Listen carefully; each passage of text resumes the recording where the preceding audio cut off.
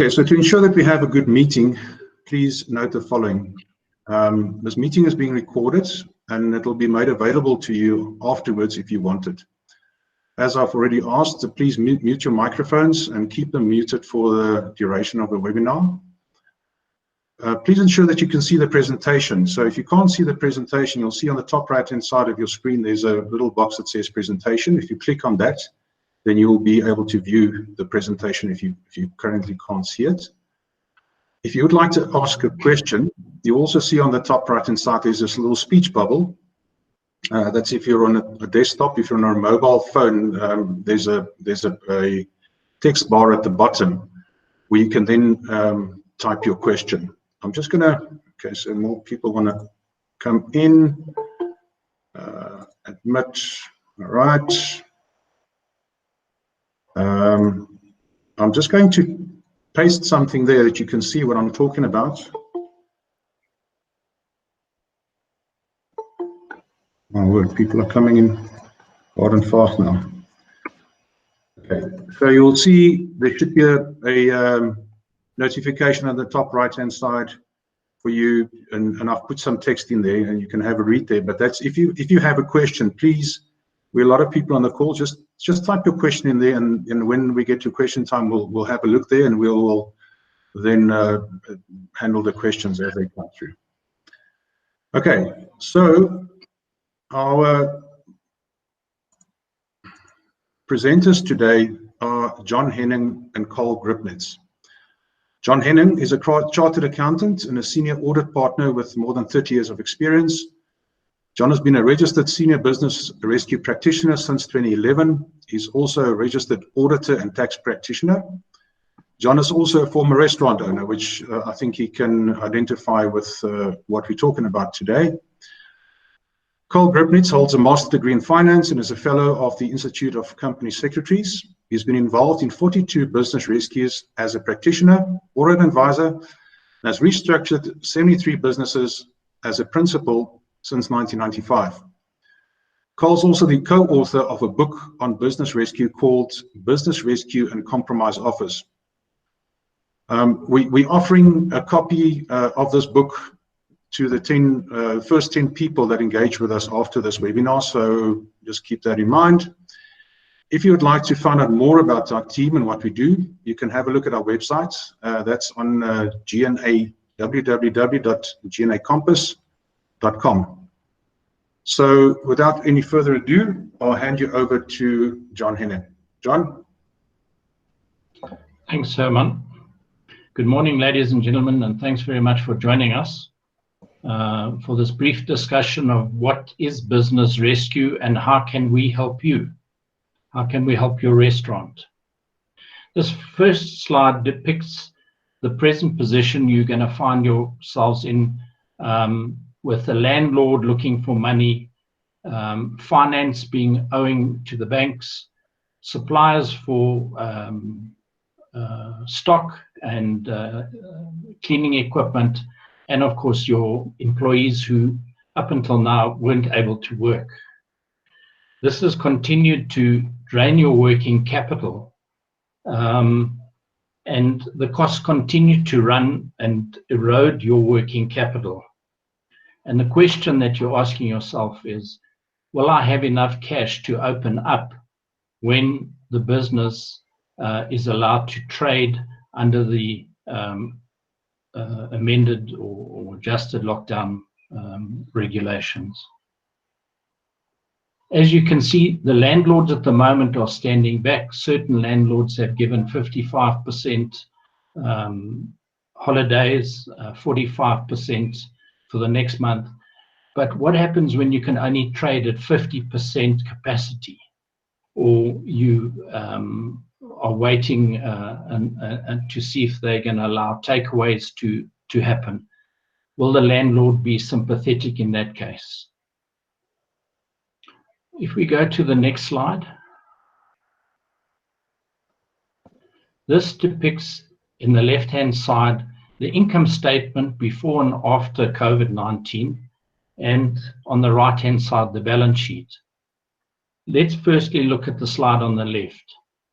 you've seen revenue plummet and almost be non-existent for the period of the lockdown, you may have considered opening up for deliveries. Obviously, the cost of deliveries is quite exorbitant, but the fixed costs continue to run.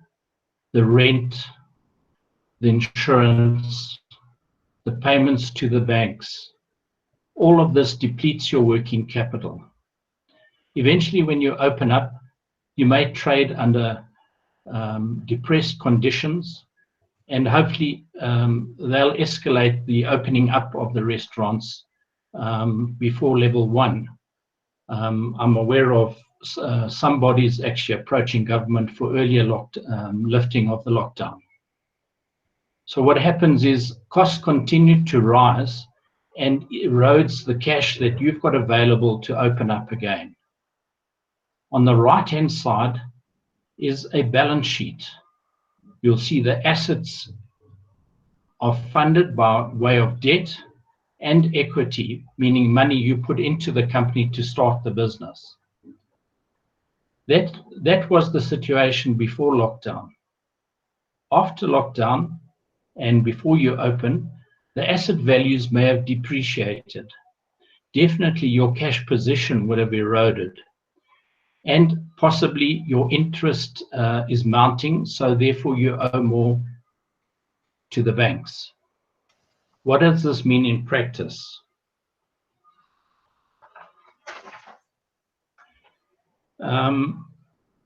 The company or close corporation may find itself in difficulty, and in terms of the Companies Act, it's called financially distressed.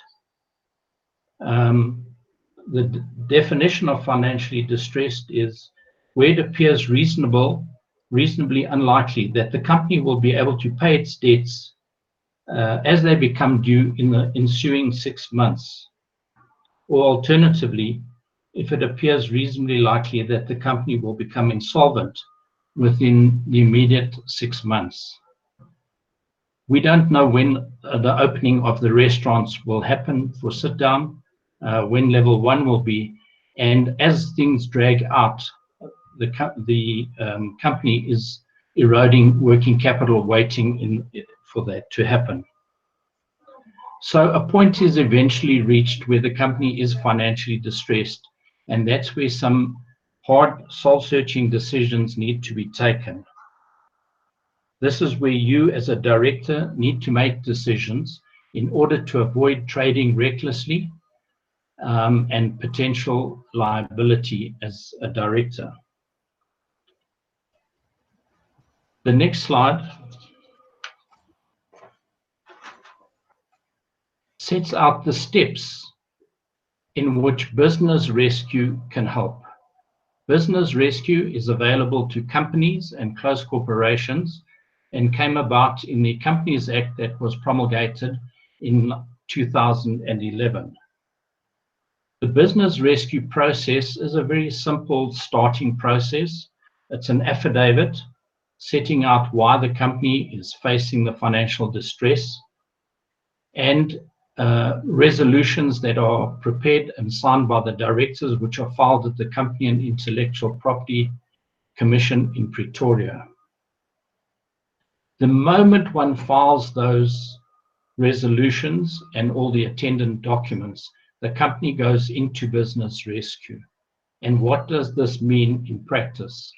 Immediately, a big umbrella comes over the company, and no one can actually take action against the company to enforce any rights or to enforce payment. So the landlord may want to actually take action and enforce his rights in terms of the landlord's hypothec. He might want to take a judgment. The bank may want to do the same thing. The minute the company goes into business rescue, that umbrella goes up and the company is protected legally. So there's a moratorium on payments. So if you're owing money to a bank or a financier, those payments prior to business rescue get parked and will be dealt with in the business rescue plan. And payments after that will be negotiated by the business rescue practitioner. When the plan is produced, it has to be published within 25 days of appointment of a business rescue practitioner. The business rescue practitioner will sit down and have a look at the ability of the company to trade under the lockdown levels, and have a look at discussing with the bank and the landlord as to what the company can actually afford. And we're expecting that the minute lockdown is lifted, the legal fraternity will be very busy taking action against tenants by various landlords. And you want to get in before that so that you actually have a fighting chance in renegotiating your rent, renegotiating repayment terms. And why is this important? Because if we don't get that right, the survivability of the company becomes questionable. There's not many people lining up to come and take over the lease, so the landlords need to be realistic in this as well.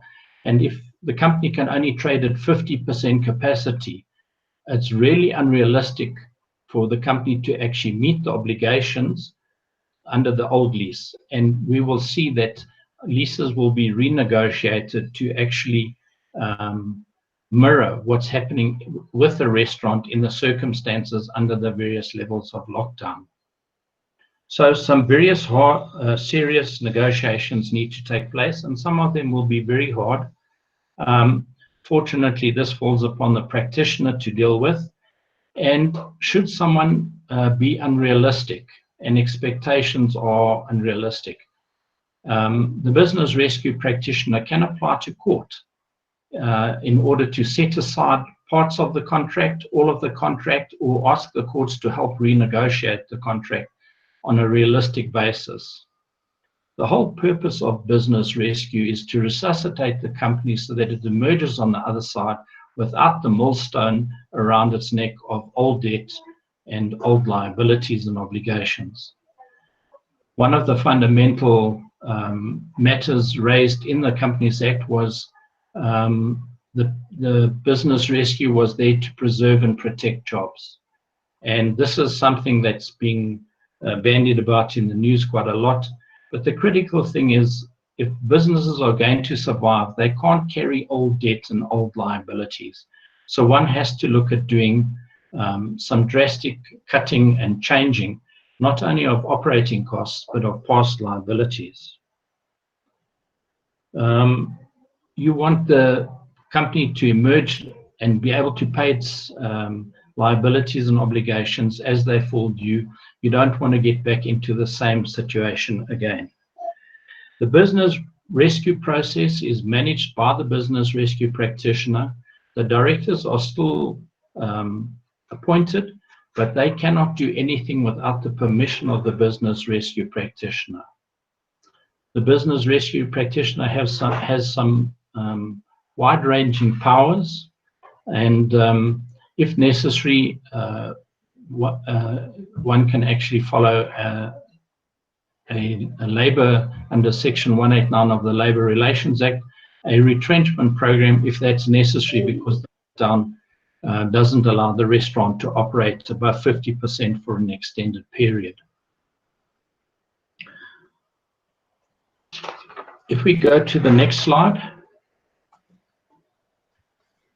essentially there are three options that the business rescue practitioner can follow if he is able to restructure the debts and the obligations and the lease and keep the company afloat during this interim period, and the shareholders have their own funding able to assist, then there's no change in the shareholding whatsoever. So essentially, once the umbrella's up, a lot of time will be spent negotiating leases, amending the lease, negotiating with the banks, amending the payment terms. So that's option one. Option two would be the company is still viable, but perhaps it's actually relatively new and it's spent a lot on the furnishings and fittings and the kitchens, and it just doesn't have, and the shareholders don't have the funds themselves. So you actually operate with a view to having an investor come into the business, and obviously your shareholding is adjusted appropriately. So both of those are going concern businesses with a view to emerging at the end of the time, where the business rescue practitioner hands the business back to the owners and he rides into the sunset. The third option, which normally one follows under a liquidation, is closing down the business. Under a liquidation, all the assets are then sold on an auction, and the best prices are not necessarily received in that. The business, the Chapter 6 allows the business rescue practitioner to follow a structured wind down of the business, and you've probably heard this with SAA, so that the assets are sold for best values, possibly to other investors, and the best value is received for the creditors and affected parties and employees. And there could be potential for sureties and guarantees, which we'll discuss a little later. So essentially, the decision to reopen the restaurant will depend on the lockdown levels and whether it's viable to operate at the 50% level or whether it should still stay closed down until those are lifted. The end game is to survive until this passes so that one can get back to some sort of normal situation. The big question, of course, is making sure that your customer is aware that you're doing everything to comply with the regulations, the health and the safety. So at the end of the day, you emerge in a leaner situation than you are now. I think we've come to the point where there might be some questions. So we can take questions. I don't know if you've got them, Herman. John, yeah, no questions at this stage. I don't know, Carl, is there anything you would like to add at this point? Yes, I would like to. In the end of the day, what you are all facing, nobody knows how long this lockdown may last, and nobody knows how long it's going to take you to return to pre-lockdown trading values. The problem is that in the end of the day, you cannot tell your creditors, I'm not going to pay you, because the moment you say, I don't have money to pay you, you're committing a deed of insolvency. And if you do that, that's a basis for somebody posing to an affidavit and bringing in an urgent application or application to have you liquidated on the spot. The other issue that is involved is if you don't find a proper structured way of dealing with these things, for instance, with landlords. I mean, I saw in the media, there was all kinds of stuff about some of the chains was going to write to the landlords and just tell them to not pay their rent and stuff. You cannot take the law into your own hand. These provisions in terms of the Companies Act allows the practitioners to do certain things that is allowed in the Act, where you cannot do this on your own back. That's the first thing. The second thing is, if you have to capitalize your business and put some money in, let's assume you owe 500,000 Rand to the creditors and you go now to your suppliers. What is going to happen is your suppliers have a fantastic relationship with them, but they need to deal with how you're going to pay them. But you only have 100,000 Rand and you can't pay them the money because you don't have enough working capital. Now, one of the things that a business rescue does automatically with those suppliers who were, or creditors, including the banks and everybody else, that was owed money prior to placing yourself into business rescue, those go into a moratorium. In other words, they cannot claim against the company, and we will deal with that in the business rescue plan. But what we can do to them is we can say, now we can buy from you for cash so that we can get our business running. The other thing is, how do we settle the creditors? Well, one way is to just give them a figure and say we're going to pay XYZ in the Rand, but we still need money to pay them. The other way is to say to them, if our turnover is 25% of what it was at pre-lockdown period, say on a 3-month average from December to end of February, then we're paying nobody anything in terms of debt. If it is between, say, 25 and 50%, we will pay the landlord 20% of his rent, and we will pay staff so much. And what it does is it means that under this business rescue plan, we say to everybody, we will declare our turnovers at the end of every month and give everybody an equal opportunity under the plan to participate. In the end of the day, what you need as restaurateurs you need time. And the amount of time that we can afford you can be weeks, months, it can be years, because we don't know. Nobody can tell me post-lockdown what is going to come out in terms of spendable, people having money to spend.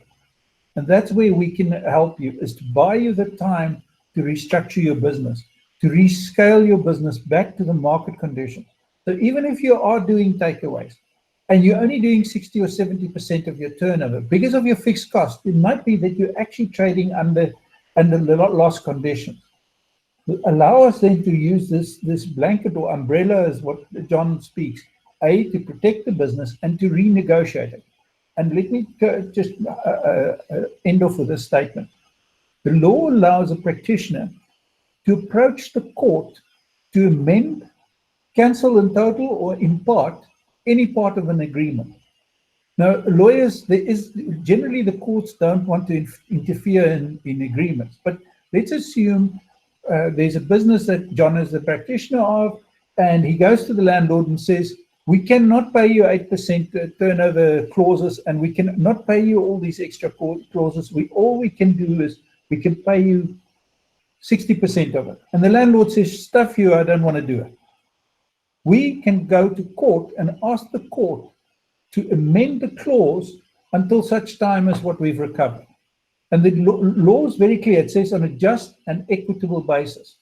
So all that John does is he says, there's 200 employees or 100 employees or 50, whatever. We're saving jobs. The economy this is not anything by our own doing. We didn't ask for COVID. This is what's happened. Allow us to trade at lower rental agreements. So what I'm saying to you is there's such powerful tools that we can bring to you as a restaurant owner to save your business. We can stretch your money over a longer period. The other thing is we must be sympathetic to our suppliers, because if we don't pay them cash, they are running out of working capital and they can't supply us. So in many ways, we invite you to go to our website. There's an article that John and myself written about, what is the title? The erosion effect of what's happening, because everybody's working capital is busy collapsing.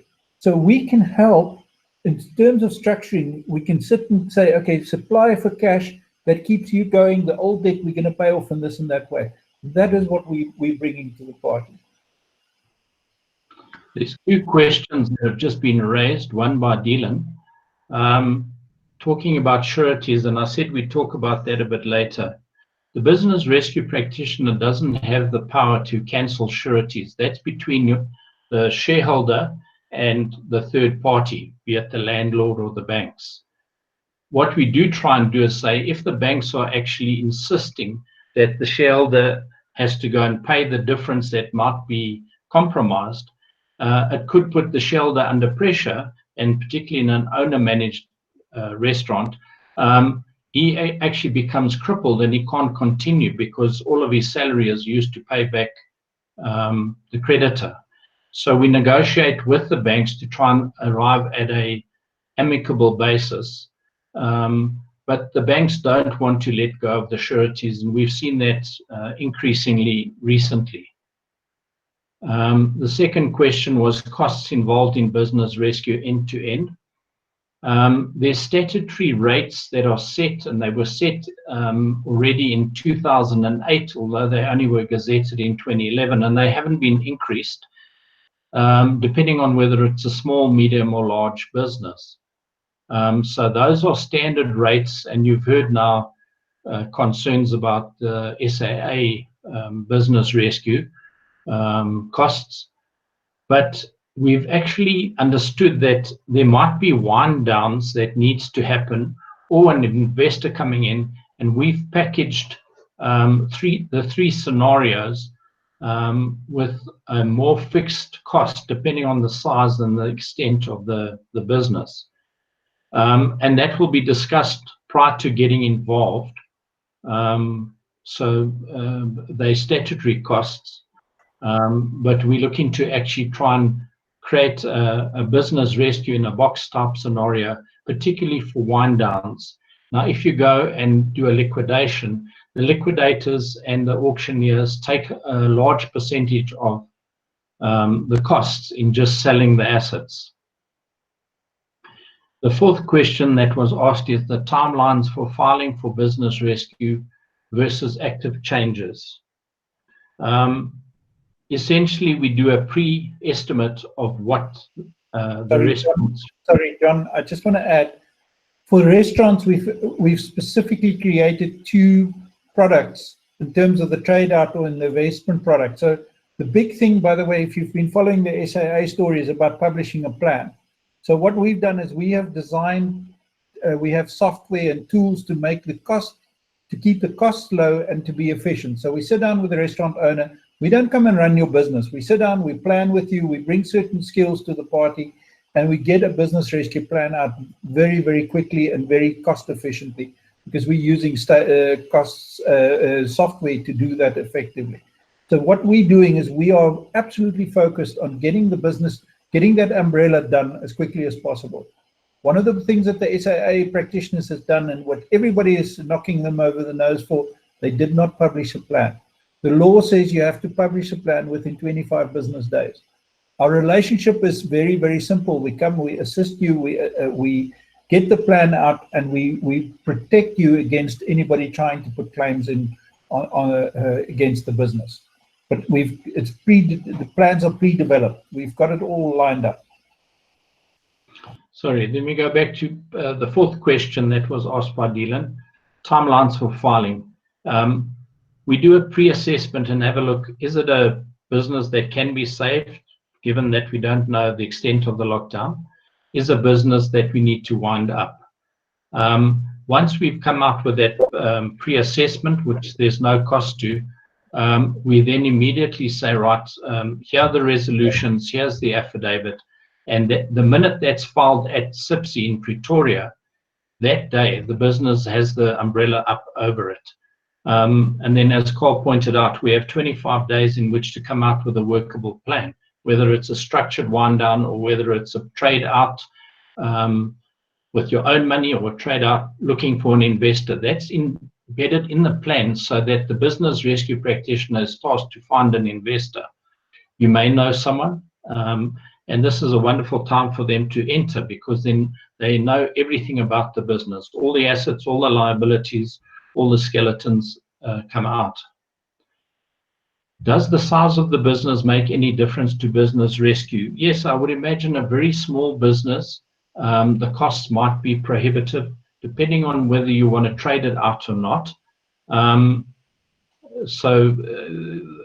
I think it's how long is a piece of string? I can't answer that question. I don't know, Carl, if you're able to add anything to question 5.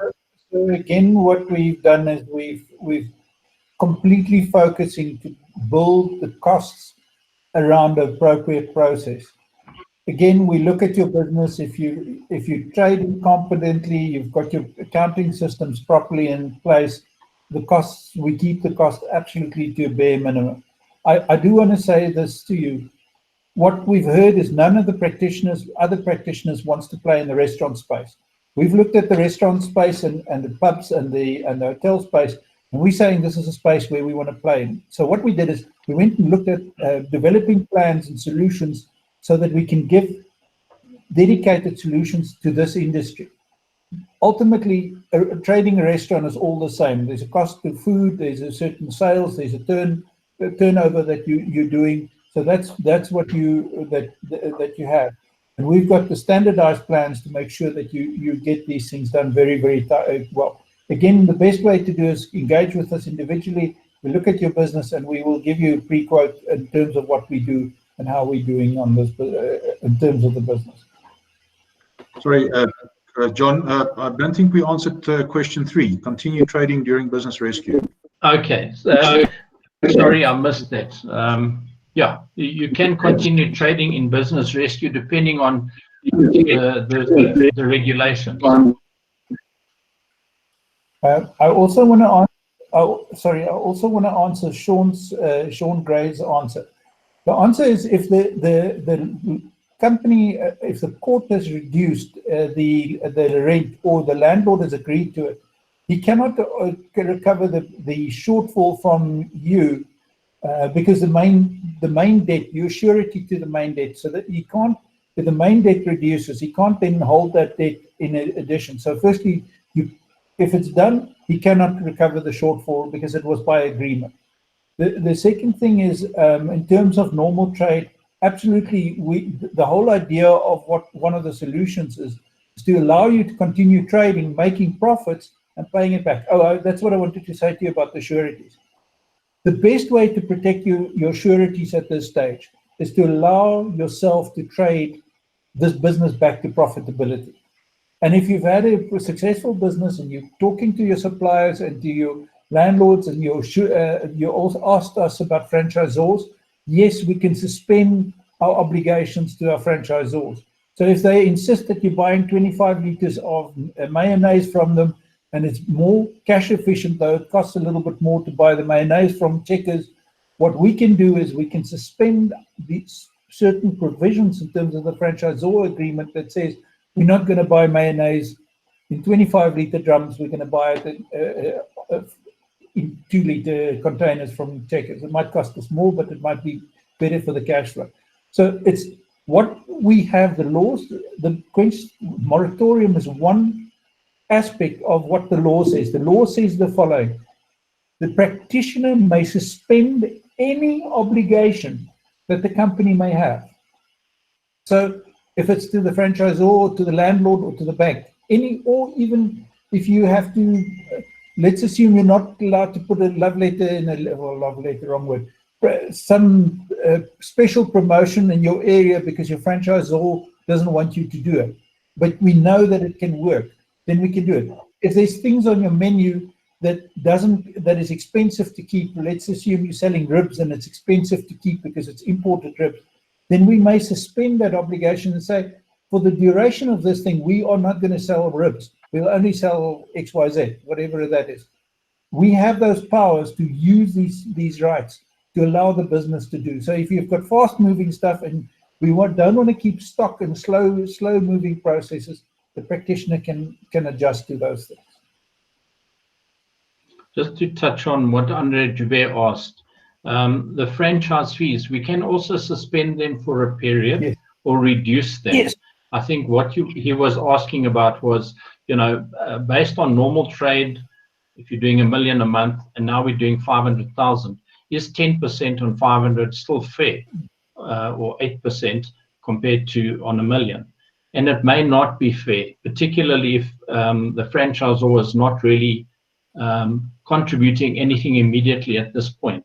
And so that umbrella, we can actually look at that contract and say, can we renegotiate it to 6% or 5%? So everything is negotiable.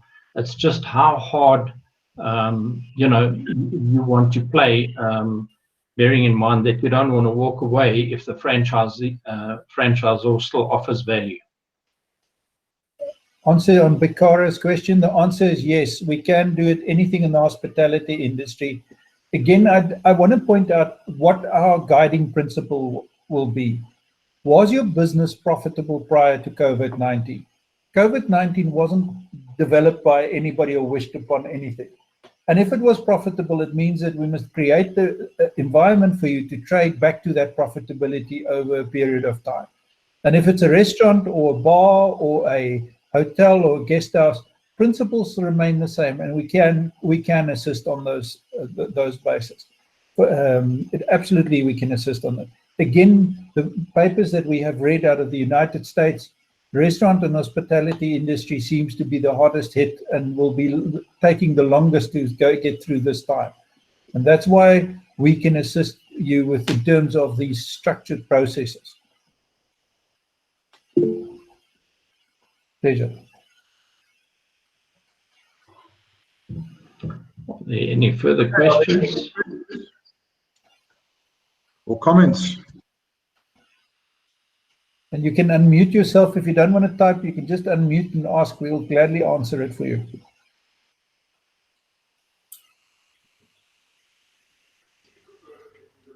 Just something, sorry, go ahead. It's Marina here. I'm the owner of 3 restaurants. And I have been very impressed by what you're proposing. I just wanted to ask you things like that, you know, they're going to come after us, and that will be something that I've elapsed from the month of March. What can you help us in terms of government? I don't know if you covered that. I apologize if you do, because I've been coming in and out with my Wi-Fi. But I am very anxious about, do you have any information on what government will do in terms of, it's only my VAT that I've elapsed for the month of May, or for the month of March, but it's for all 3 restaurants. All right, if I can maybe answer that, Carl. That would be what they call a pre-commencement debt. For instance, if you went into business rescue tomorrow, any debt that was owing to SARS, the bank, your suppliers, your employees, creditors, the landlord, it's called pre-commencement debt. And that's effectively parked. And that needs to be dealt with in a manner. One of the manners is that you say, well, we can only afford to pay 50% of that or 60% of that. In some business rescues, we've had to go down to 10% in order for the companies to survive. So yes, that can be managed. Obviously, when you then continue trading after tomorrow, the VAT that you then charge should be kept up to date, because if you fail to do that, SARS will actually not be happy to entertain the compromised business debt. So you know, it can be dealt with. There's no plans at this stage, like there have been overseas, where they've actually allowed you to delay your VAT for up to a year in some jurisdictions. Particularly America with their payroll protection program, and some of the other areas, I think they run up until the 18th of May for restaurants. We don't have the same, but I am aware that there have been delegations, and perhaps the RASA has made some overtures in this way, but bearing in mind that the government itself doesn't have much by way of pockets that need to be used. They're also running short, so there might not be any interventions other than the TERS that's available. Thank you. I just want to, okay, there's one question about the credit rating that was asked, and I'm posting a long story about your credit. Okay, it didn't post. It's interesting. There's limited to answers. In terms of the credit rating, yes, the company's credit rating will be affected because business rescue is change of the status of the business. However, the law is unbelievably clear about this. If you cannot pay your creditors as they fall due in the next 6 months, you must place yourself into business rescue. Failing to do that, you may be making yourself liable for a criminal offense in terms of Section 4 of the Act. Not 4, Section 22 of the Act. So the problem that you have is that while you might care about your credit rating, I can only say this to you. There is hundreds of thousands of businesses that's going to be in business rescue over the next 6 to 12 months because they have to do so by law. We have no choice but to do this by law. So yes, your credit rating can be affected. In terms of your personal credit rating, unless somebody takes an action against you, it will not affect you. The question though is what does credit rating mean ultimately? Yes, that maybe if we want to approach the banks for new assets, it might be a situation for a period of time. But your suppliers, if they work with you on the plan, they see what it is, they'll initially want to deal on cash to try and recover some of their own working capital, but they will re-enter into agreements and supply you over a period of time. So credit rating vis-a-vis maybe the bank, yes, it's possible that it might affect you, but it's all relative. We are going into a period of depression, financial depression. So credit ratings in terms of being able to borrow and how they do these valuations, I don't know. I'm saying I think a credit value is not so important going forward. I think, let me draw an analogy. You know, if you're sitting in a life raft and you're sinking, that's not one of the first things that you're actually going to be worrying about right now. Yes, it's important, but right now you need to save your business. Otherwise, you're going to have to go back and get a job or do something else. So these are drastic measures and very powerful interventions that are available for a company or a close corporation. Unfortunately, business rescue doesn't apply to partnerships. But I think that you must park and don't worry about the business rescue affecting the credit rating of the company. The critical thing is there are going to be a lot of people out there looking for business.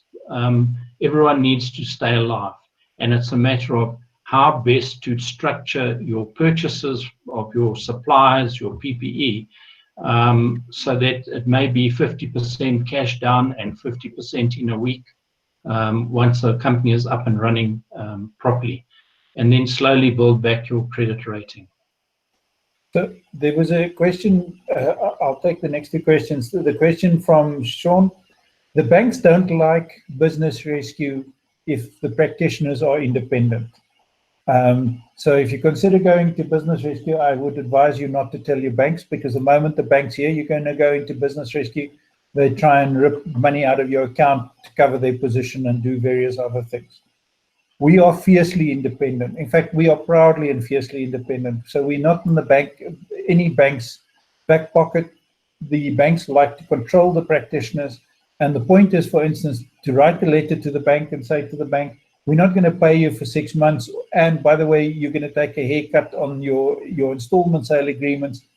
Generally, they don't like it because they like to tell us how it works, because they have one sole objective, is to maximize how much money they can draw out of a distressed process. With us doing the moratorium and the trades, basically the rate at which they can draw money out of it, we tell them how to handle it. So banks don't like it generally, but we know what we're doing and we do it properly. Then you asked what happens if you're sole proprietor. Unfortunately, we cannot use business rescue other than if it's a company or CC. That's what it's made for.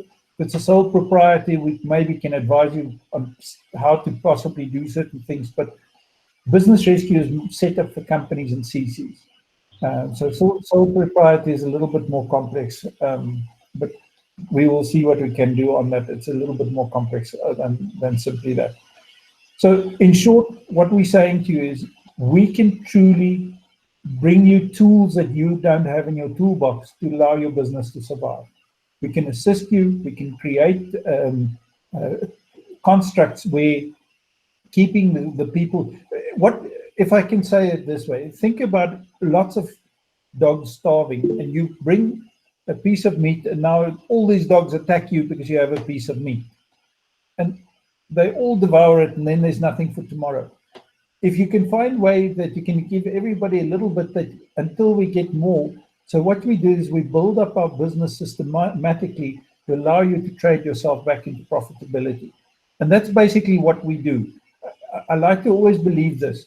Business rescue is a structured form of arbitration. So we don't go to court. We don't get involved with the courts. It's about sitting around the table, having a good ding-dong amongst all the parties and finding a solution. It's a negotiated solution. That's what business rescue is about. Thank you. Can I just finalize one point? If you do speak to your banks, often they say, come and talk to us. And they'll say, let's do an informal workout. But then everything is usually around on their terms and conditions. And you're then negotiating with two hands behind your back rather than both in front of you. I don't have a problem with any of the banks. It's just at the end of the day, that's what they do. That's what banks are there for. And, one doesn't expect anything different. I'm finished. Thanks, John. Any more questions, anyone? Okay. Well, if there are no more questions, my final message there in the chat box is a link to a form. If you would like to get in touch with us, please just complete the details in that form, and then we'll be in touch, and we can set up a virtual session with you, and we can discuss your particular situation, and then take things forward from there. I want to thank everybody. John, Carl, thank you very much for enlightening us. And I wish you all the best, and I hope we all get through this COVID crisis without too much damage. Thanks. Thank you. Bye-bye.